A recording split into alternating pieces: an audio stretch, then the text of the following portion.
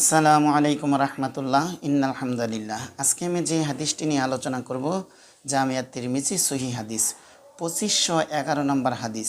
এই হাদিস থেকে একটা বিষয় স্পষ্ট হবে ইনশাআল্লাহ, সেটা হলো এমন ভয়ঙ্কর দুইটি পাপের কথা স্পষ্ট হবে যেই পাপগুলি আমরা যদি করি আল্লাহ তাআলা আমাদেরকে দুনিয়াতেও শাস্তি দিবেন এবং আখিরাতেও শাস্তি দিবেন।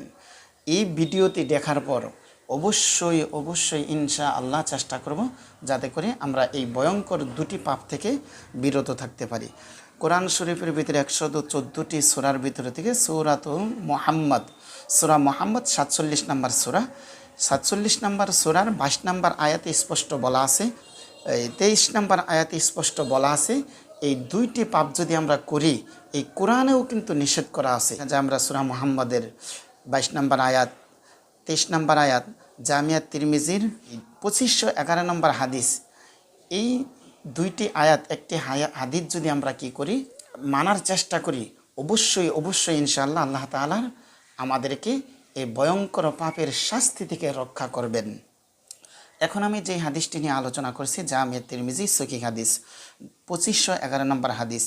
আবু বকর রাদিয়াল্লাহু তাআলা আনহু থেকে বর্ণিত, তিনি বলেন রাসূল সাল্লাল্লাহু আলাইহি ওয়াসাল্লাম বলেছেন, ন্যায়পরায়ণ শাসকের বিরুদ্ধে বিদ্রোহ ও রক্ত সম্পর্কীয় আত্মীয়তার বন্ধন ছিন্ন করার মতো মারাত্মক আর কোনো পাপ নেই। আল্লাহ তাআলা যার সাজা পৃথিবীতেও প্রদান করেন এবং আখিরাতের জন্যও অবশিষ্ট রাখেন। নাউজুবিল্লাহ। তাহলে এই হাদিস থেকে আমরা বুঝতে পারলাম, স্পষ্ট জানতে পারলাম যে ন্যায়পরায়ণ শাসক যিনি আছে, ন্যায়পরায়ণ শাসক কিন্তু আমাদের পৃথিবীতে বর্তমানে কম আছে। যিনি ইনসাফের রাষ্ট্র, ইনসাফের সমাজ প্রতিষ্ঠা করবেন, ইনসাফের রাষ্ট্র কায়েম করেন, ইনসাফ ভিত্তিক রাষ্ট্রের নেতাকে বলা হয় ন্যায়পরায়ণ শাসক। কোনো দেশের রাজা, কোনো দেশের রাষ্ট্রপ্রধান, প্রধানমন্ত্রী কোরআন হাদিস অনুযায়ী রাষ্ট্র পরিচালনা করেন, তখন তার বিরুদ্ধে রক্তপাত করা, বিশৃঙ্খলা সৃষ্টি করা, এটা একটা মারাত্মক গুনাহ। এই গুনাহটার শাস্তি আল্লাহ দুনিয়াতেও দেন, আখিরাতেও দেন। আরেকটা শাস্তি হলো কি, মারাত্মক গুনাহ হলো কি, সেটা হলো আত্মীয়তার সম্পর্ক ছিন্ন করা।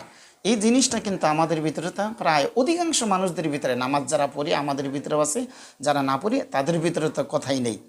কি বোনের হক মেরে খাই, ভাইয়ের হক মেরে খাই, আত্মীয়তার সম্পর্ক ছিন্ন করি। এতে করে আত্মীয়তার সম্পর্ক ছিন্ন করার মতো একটা ভয়ঙ্কর গুনাহ থেকে বেঁচে থাকতে হবে। এটার শাস্তি কি? এটার শাস্তি আল্লাহ দুনিয়াতেও দিবেন, আখিরাতেও দিবেন। আর এই বিষয়ে আল্লাহ তাআলা সূরা মুহাম্মদের 23 নম্বর আয়াতে, 22 নম্বর আয়াতে স্পষ্ট বলা আছে, যারা আত্মীয়তার সম্পর্ক ছিন্ন করে অবশ্যই আল্লাহ তাআলা তাদেরকে শাস্তি প্রদান করবেন। আল্লাহ তাআলা আমাদের সবাইকে যেন এই দুইটি মারাত্মক গুনাহ থেকে বেঁচে থাকার মতো তৌফিক দান করুন। আমাদের ভিডিওটি যদি ভালো লাগে অবশ্যই লাইক, কমেন্ট, আমাদের চ্যানেলটি সাবস্ক্রাইব করতে ভুলবেন না। দোয়া চাই। আসসালামু আলাইকুম ওয়া রাহমাতুল্লাহি ওয়া বারাকাতুহু।